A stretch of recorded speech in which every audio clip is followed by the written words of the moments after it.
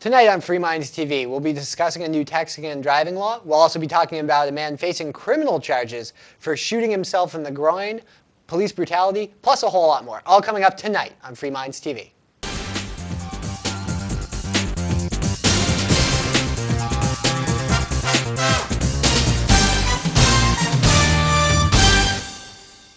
And welcome to episode 158 of Free Minds TV, where we challenge you, the viewer, to think outside the box. It is still Toby here with you. And it's still Nick here. And we've got a lot to talk about. We are going to be getting into the poor, unfortunate man who not only shot himself in the groin, but is also facing some criminal charges as a result of that. And a whole lot more. Not a pleasant experience all around for him. No. The only thing worse than shooting yourself in the groin, I guess, is then facing criminal charges afterwards. We'll be getting into the details on that, but we've got some other stories to get into first. I'm going to be talking about some police brutality and filming of the police. But before we got into that, I wanted to mention real quick, our Gaxton flag here still does have some wrinkles. A few less than last week, but a lot of people were commenting on, do you really need a donation that bad that you don't even have the time to iron your flag? Well, actually, yes. I work all day, got up at 4:30 in the morning, I went to work, and then I came straight here to the show. I got up at 4. So I did manage to iron it and before I got here, but then it's in my car, so it's messy. So we actually, yes, we do need your donations that badly because after doing the show, I go to class. Last week, however, because you did put it in the dryer. Right, but then it's sat in my car, and then I come here, and then after here I go to class. So yes, very busy. The show actually makes a negative right now. It's in the red. So yes, we really do need a donation that bad. And so right at the beginning of the show, instead of waiting till halftime, some people said, well, why isn't Nick drinking hot sauce?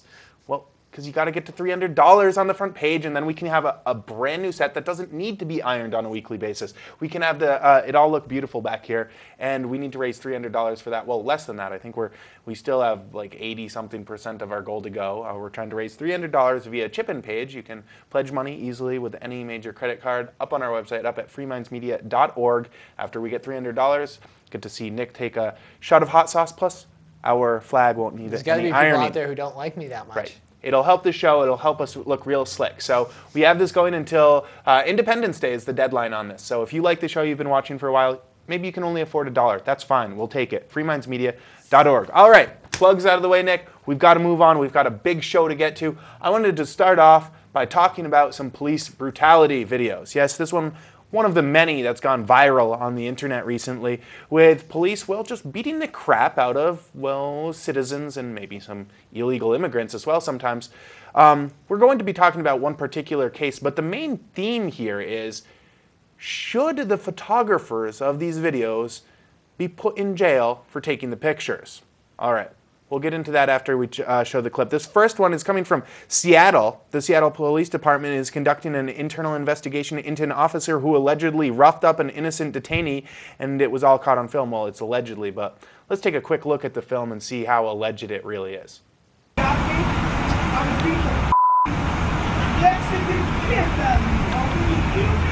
Seconds later, the man moves his hand, appearing to wipe his eye. The officer kicks him in the head as he wipes his boot on his hand. A female officer stomps on his leg. Police realize they detained the wrong man, lift him up, and let him go. The video does not show a medic arriving on scene, even though the man has cuts on his face and appears to have trouble walking. What I want you to do is relax your weight on the palm, okay? All right? Put your hands back so you don't fall down, all right?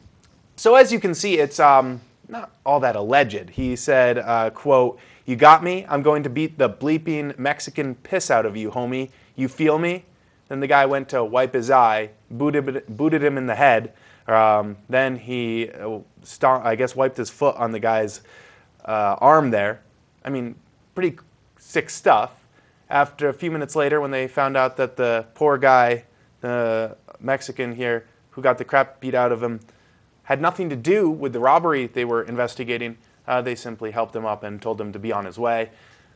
As you can see, definitely some injuries to that man because they decided to stomp on his head.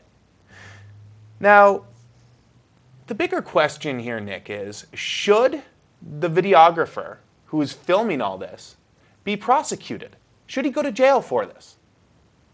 Of course, any sane person is going to say no. No. I mean... But it begs the question, Nick, what do you think the police officers here in New Hampshire think? What do your representatives think about this? Well, I have a feeling that the police generally don't want to be videotaped at least, while they're on the job. Well, we found in New Hampshire That's here, extreme. there's some that don't want to be, but the majority of them don't really mind it. They see that they're public servants and they need to, part of being a public servant is on the record, on the job, on the record. And so a lot of them are very nice and don't mind being videotaped. There have been some cases where people were arrested here in New Hampshire, and this goes on all across the United States. But as a whole, at least here in New Hampshire and in many other states as well, the Police Chiefs Association doesn't want people to be able to film incidences like this. In fact, last year, they campaigned against a bill, House Bill 312, that would have allowed videographers to film police in public doing their job or roughing up innocent citizens.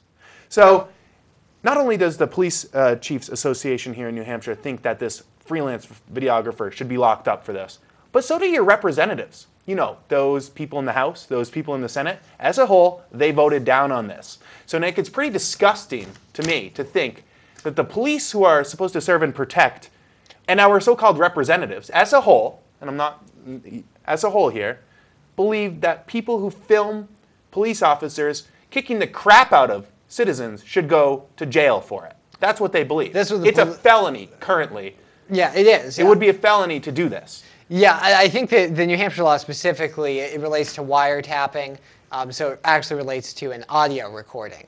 So technically, if you had the camera disabled somehow for sound, you could get the images, but you couldn't actually get what was being said. So it's really not as useful for making so a much record. of this is, the reason it's useful in this is the audio. Yeah. I'm going to beat the bleeping Mexican piss out of you? That has some racial overtones on it, Nick. That's audio usually needs to be heard. Yeah, that's usually what neo-Nazis say before they kick Mexicans in the head. Right. And then usually they get charged with hate crimes. But the Police Officers Association and your so-called representatives, at least here in New Hampshire, and this is true in many states across the U.S., believe that people should go to jail for it. And I know I'm repeating this because it's so insane to me. And I have to repeat it to myself because I'm not sure if it's true, but it is. Yeah, I mean, it shouldn't be true. It's just so hypocritical. Well, I mean, they videotape you. They're allowed to videotape you. Yeah. Use that against them. And you'd think if a police officer was doing their job, they would want all the cameras in the world to be used against that detainee or that suspect in the court of law, right? Because they're breaking the law. Wouldn't you want more evidence? If you're doing your job correctly, at least. Yeah, you would think so. I mean, the issue here is that not everybody on the police forces does do their job, and I think the Police Chiefs Association probably opposes it because you do get examples like this where police are themselves breaking the law, and all of a sudden that same evidence can be used in a criminal case against a police officer or a civil case against the department or the municipality, the city, or the town, which it should be. If police officers are committing crimes as part of their official duties, well, then there should be a lawsuit and there should be criminal charges filed. Absolutely. Because police are citizens too. They have the same duties as everybody else, and that is to follow the law. The rest of us don't get off easy. Why should police officers? Yeah. And I think it's pretty ridiculous when you look at the New Hampshire statute. It was originally intended as a statute against wiretapping. I think that the title specifically relates to wiretapping. You're not wiretapping a police officer when your tax dollars are paying them, when they're on the clock, out in a public place, on a public road, or on a sidewalk, anywhere out in public discharging their duties. They are public servants, supposedly. They're being paid by you as a taxpayer, and you don't have a right to film them? What right to privacy does the police officer have? Well, they should have zero on the on the record. They don't have a right to privacy. You're allowed to watch them. No, well, not always. Sometimes you'll get arrested if you sit there and watch them. And so this is the main point. Even more absurd. We got to get into the man shooting himself in the groin, but I wanted to leave the viewers with this.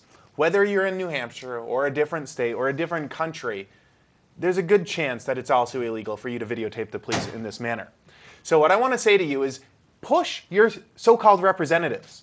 Next time they're supposedly representing you and they're voting on this bill, because this is going to be coming up again here, at least in New Hampshire and all over the country and other various times and places, how about give them a call? Tell them that you think it's disgusting that they believe freelance videographers should be arrested for videotaping the police commit crimes. It is. And if you're one of the representatives who voted against a bill like this, or you're one of the police officers who thinks that people should go to jail for this, shame on you. All right, Nick, we've got to move on. We've got to get into the poor bastard of a man who shot himself in the groin and then, well, his troubles weren't over there. Well, he had to face some criminal charges for it. It was kind of his fault that he shot himself in the groin. Yes. It's not that I don't know what the story's about. It's not that hard to avoid. Oh, the poor man. But still, a Colorado man who claimed he was trying to defend himself from a mugger when he shot himself in the groin, this is coming from Breckenridge, Colorado, by the way, was convicted of illegal discharge of a firearm. Investigators said there was no evidence to substantiate David Leroy Blurton's self-defense claim, and jurors convicted the 50-year-old on Wednesday. The shooting happened in the parking lot of a grocery store in Dillon, Colorado, in May 2009. Prosecutors said Blurton had been drinking. So he was also convicted of the charge prohibited use of a weapon, drunk with a gun, and reckless endangerment. Prosecutors said they will request Blurton be sentenced to probation, which is probably the appropriate thing to do here. Yeah, this sounds almost about right. I mean, you're drunk he shot in a himself Walmart in the groin. Lot. You're discharging a firearm. It sounds like the charges, they're not looking for jail time. I don't know. You can't just be discharging firearms in a Walmart parking lot, Nick, especially when you're drunk. No, but I mean, he did shoot himself in the groin, okay. Which to some extent, I think is... But that's what they're saying. They're just looking for probation here. Right. To a certain extent, you don't want drunk people, you don't want at all want drunk people wandering around with the firearms, discharging them in public. No, but he discharged this one into his groin, so I mean, I think to some extent, you think that's his punishment? He shot himself in the groin. Yeah. Does that seem like he sort of bore the brunt of? I mean, yes. Did he endanger other people? Yes, and I would agree. You don't. So you got a you don't want. There's a line there. Sounds like a legit reckless endangerment charge. Sure. I mean, if there's going to be one, that sounds like a legitimate one. I think the reckless endangerment charge was legitimate. I just don't know that locking him in prison is necessarily going to. They're not do going much. to. They're just going to put him on probation. But So then again, he sounds like prosecutors. He sounds like one of those real bright light bulbs who's going to violate probation and then find himself in that little merry-go-round of a system they've got going on there. Probably, it but wouldn't surprise me all that much. I mean, I'm just saying he did shoot himself in the groin. I think what he did should have been illegal, but I think probation is probably good enough. I mean, he did natural consequence there. This just goes to show anyone who does want to possess a firearm safety. Be responsible with them. Yes, do not possess your firearms while you're in most places. drinking. And in most places, it is a felony, reckless discharge or unlawful discharge. Like if you're in a Walmart parking lot and you just start shooting into the air, or you accidentally discharge the firearm, even if you discharge it into your own groin, that's still a negligent discharge. It puts other people at risk. It does. Yeah. Seems legit. It is legit. All right. I just wanted to talk about it. I'm sure we're going to get some upset crotch. people, though, who say, gun rights, blah, blah, blah, blah. He shot it. I mean, if there was, I don't know the details of the case, so if there was something to the self-defense claim, then sure. I mean, based on the story, it sounds like he was a drunk guy who shot himself in the crotch and said he claims he was trying to defend himself from a mugger and got hit on the back of the head and then managed to shoot himself in the crotch. I'm guessing there may very well have been video that disproved that. I mean, I don't know if they dismissed it completely and decided to go ahead with the prosecution. It makes me think that they had pretty good evidence that, no, you were just drunk and you shot yourself in public. Well, if you have different... If you shoot yourself in your own home, I think that's your own business. Oh, well, as long as it doesn't... As long as the bullet's not right. I mean, if you're in an apartment building... Yeah, I mean... But if the bullet stays in your home, I can kind of see that. Anyways, different thoughts on this. We'd love to hear them. FMTV@freemindsmedia.org is our web address. We'd love to hear agree, disagree. You think that this man's punishment should have just been the natural consequence, or should he be on probation as well? I'd like to hear from you guys.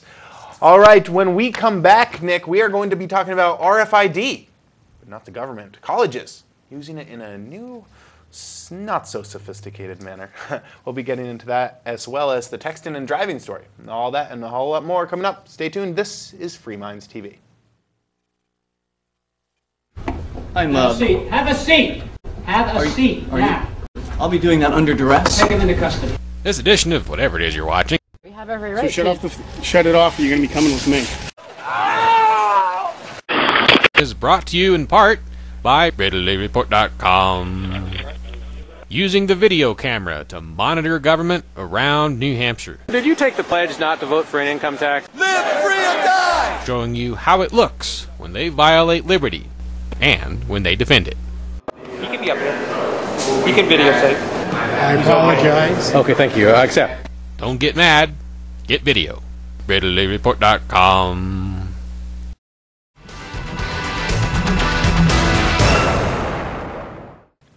And welcome back to Free Minds TV. It still is Toby here with you. And Nick. All right, Nick.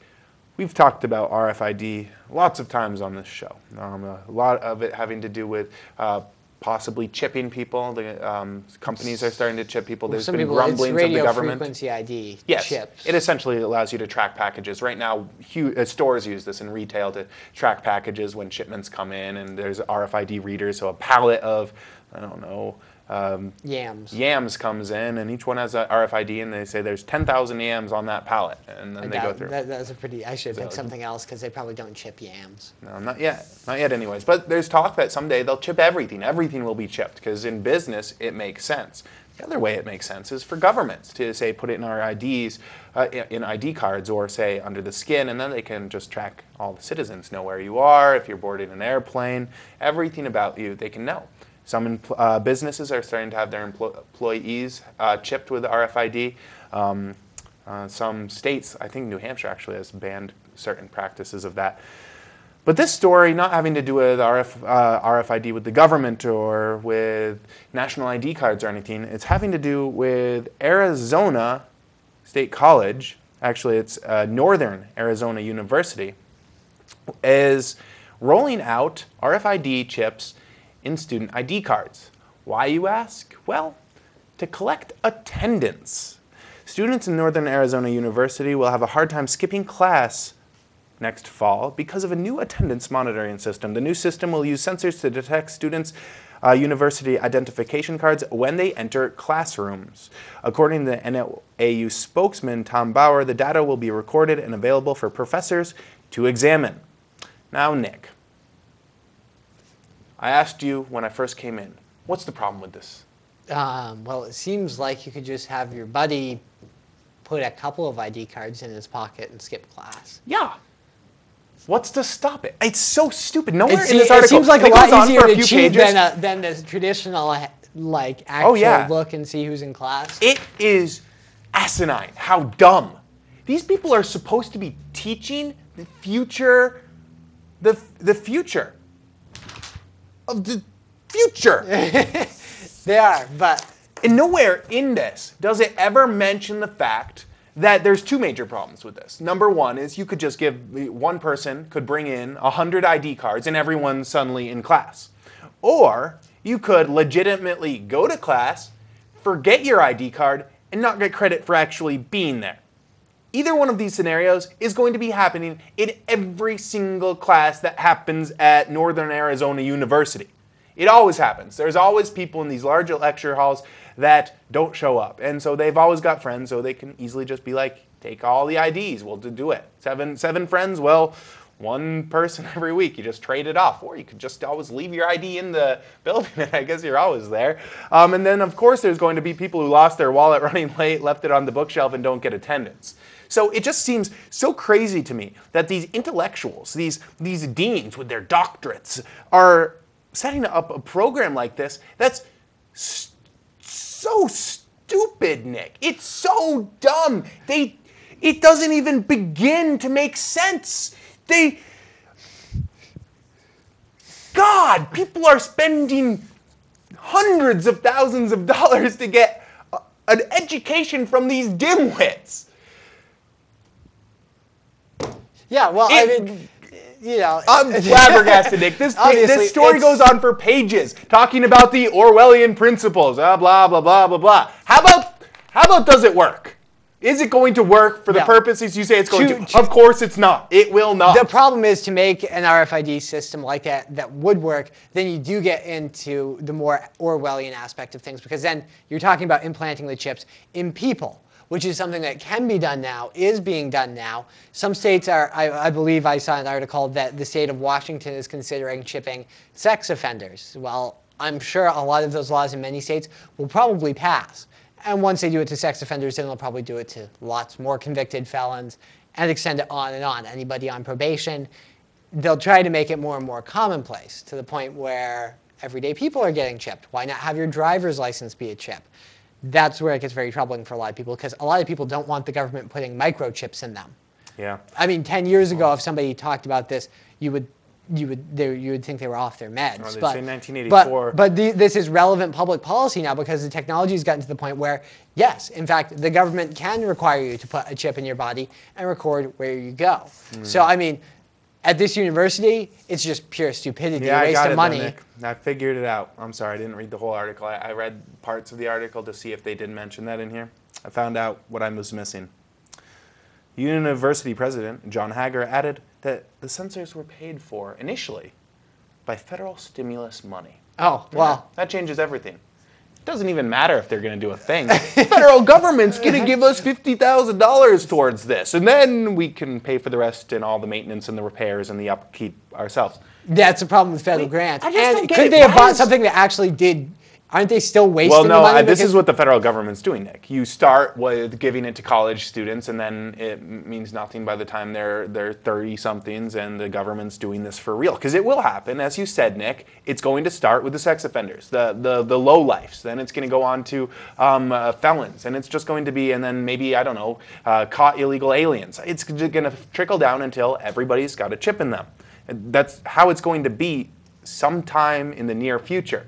So if you start them when they're young with, oh, it's in our university cards, that's how they did attendance for us, that's the federal government's thinking here. And I don't think I need a tinfoil hat to say that, Nick. I think it's pretty clear.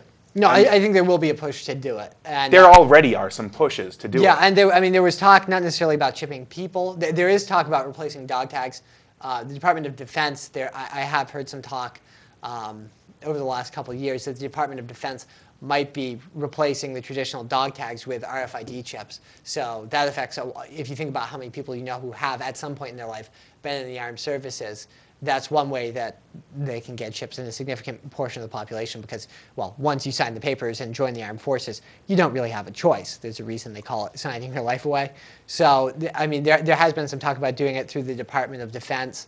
But beyond the talk about chipping people, what government has been talking about doing more directly today is possibly putting them in IDs, not just at, say, one college, but putting them, they are in passports. People should know that if you own a U.S. passport, I forget what year it started, I think it was 08 or 09. But if you've been issued a passport in the last couple of years, there's an RFID chip in there. Yeah, and there is a reason why they give you that little case to put it in. You want to make sure you put it in that case because anyone can essentially steal your identity and information if it's not if they have an case. RFID reader because and they're not expensive. RFID is some of the least secure BS. It's a little radio signal. It's a real You're little beaming out all the information on that and passport. it's supposedly secure, but it only takes, I don't know, a 10-year-old hacker to get into it in a matter of seconds. And this is the real secure stuff. It's not that difficult. So if you do have a recent passport and you haven't decided to throw it in the microwave and nuke it or something to get rid of it, make Which sure is a you crime, are. I believe. Yeah, so don't do it on because I told you to, because I think that's a bad idea. Wink, wink, nudge, nudge.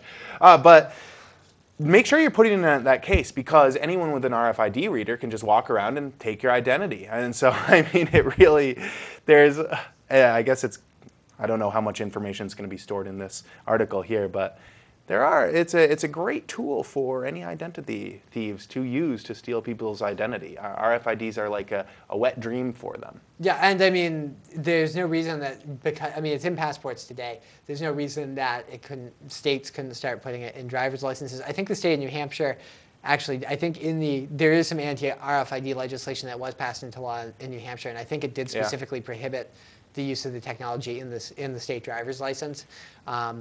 But that was also because of something like the Real ID Act, which allowed the Department of Homeland Security to create, the director of the Department of Homeland Security, to create their own standards for all the driver's licenses in the country. Now, that kind of fell apart because so many states opted out of the mandates and the federal government really wasn't able to force it on the states. But one of the reasons the states opted out was because there were concerns from privacy advocates and people who don't like the government that much, like myself, who were concerned that the Department of Homeland Security could mandate the use of RFID chips in all state-issued driver's licenses. I don't really, I mean, it's in passports at this point. A lot of people have those, but most Americans don't carry their passport around every day. Most of us do carry our driver's licenses around every day, so if there was RFID in there, it would be much easier to track you. And thankfully, as I understand it, I believe New Hampshire has opted out of that, but there are many states that have not. Yeah. So this is something to watch out for because the technology's there, and there's a potential for it to be abused. It's a very powerful tool in the hands of a government that decides to start cracking down on people's rights. Or it's a plain old waste of money for a university system to track attendance. Well, that too. Well, I just want to point that out one more time. These doctorates here, these intellectual people who think they're smarter than you and I, they're pretty stupid. All right, moving right along, Nick, we've got to talk about texting while driving. I mean, distracted driving is pretty much prohibited everywhere. I mean, if you're endangering others, reckless driving or distracted driving, they can pull you over, but that hasn't stopped almost all the states now from passing some kind of texting or cell phone use law. The reason we're talking about this one is because it's a little different than the rest. Plus, it's on our neighbor state here, and we've got some stations over there, so I thought we should talk about it. Yeah, this is coming from Vermont. Texting and driving is set to become illegal in Vermont. Lawmakers plan to pass a bill that prohibits anyone from texting behind the wheel, which is the law here in New Hampshire now. The plan goes further for teen drivers who will be banned from using any electronic device while driving, including cell phones, which means dialing and actually using it as a phone, GPS systems, and iPods. Those restrictions will not apply to adult drivers because apparently it's less distracting to use your iPod than it is to text. For an adult? For an adult. Well, No, I mean period. Oh, because period. adults can't be trusted to text. No one can be trusted to text. Well, but no, adults are good idea. enough. Adults are good enough to use GPS systems, iPods, and make phone calls while driving. Well, because those things aren't as distracting as texting. Well, I'm not sure if there are studies that have been done, but they're not much less distracting. Well, for example, adjusting the volume on an iPod is no different than, say, adjusting it on the radio. That kind of thing wouldn't make. The radio is one of the leading causes of distracted driving. Yeah, so we should be banning the radio along with this. I do also want to mention. How about eating while driving? Distracted driving, Nick. If you're putting other people's lives in danger, if you're swerving around the road because you've got a hoagie in one hand and French fries in the other and the newspaper balanced on top of the windshield, yeah, you're putting other people's lives in danger. That's already illegal in all the states, Nick. We don't need these extra I would bans. agree. But I'm also saying that not only that, when was the last time you saw a police officer drive by who wasn't on his computer and his cell phone? Yeah. Both at the same time. Every single time I drive by them and I watch and, cell phone. Oh, look, he's also looking at his computer. Well, the cell phone is legal in New Hampshire. The computer is not. Although I think they put a law enforcement exemption in place. Of course. Because you got to be able to text while pulling people over and harassing them, Nick. No, not the I don't know if police officers can text, but they can. It's illegal in New Hampshire to type on a computer, on a laptop. But I think law enforcement gets to. Yeah. But well, they got to run our license plates now. See, here's the thing. They make these narrowly tailored bans when distracted driving is broad enough that it already covers texting. It's a waste. And I also want to say... But then they exempt things that are possibly distracted driving. How about the kids in the back seat? They're probably the worst. Eating, radio, it's distracted driving, putting other people's lives at risk. That's the law. Stop wasting our time with this BS. The other thing, though, Nick, teens are awful drivers. I was an awful driver when I was a teen. So I don't care what we do with them, really. I still think they should be applying the same standard to everybody as far as this texting stuff goes. A 17-year-old's not an adult, Nick. But they're better at using cell phones. Worse at driving. That part of the brain that tells you be scared when you're driving 120 miles an hour down a dirt road hasn't developed in a 16-year-old. It doesn't really develop until you're 24, you don't think we should let them drive at all, apparently. Yeah, take them off the road. Anyways, we're out of time this week. FMTV@freemindsmedia.org is the email, or freemindsmedia.org is the web address. Make sure to donate us money, get us a nice new set, watch Nick take his shot of hot sauce. We're out of time, so join us this weekend, Sunday, from 3 to 5 p.m. Eastern Standard Time for Free Minds Radio. Until then, it's been Toby here with you. And Nick. Have a good night.